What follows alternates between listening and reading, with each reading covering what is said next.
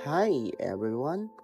For my living art presentation, ang napili kong artwork is The Starry Night by Vincent van Gogh, created in 1889.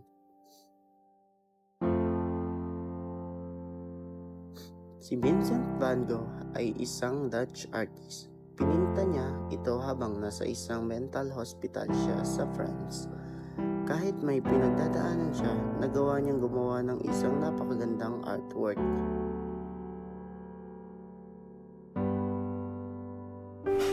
Ang painting na ito ay nagpapakita ng emosyon ni Van Gogh.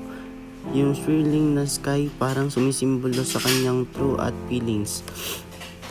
Nakikita mo ito kahit gabi, maliwanag ang langit, kaya parang pinapakita niya na hope kahit madilim na panahon.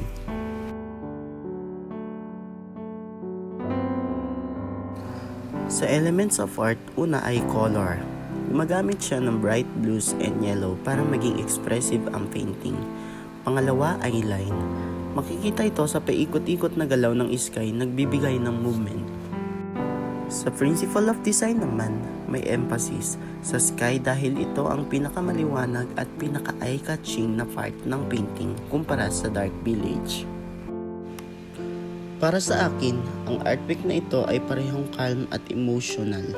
Para sa peaceful, pero may lalim yung feelings. Nagugustuhan ko ito kasi pinapakita nito ang pwedeng ipahayag ng emosyon through art, hindi lang kung ano ang nakikita sa reality.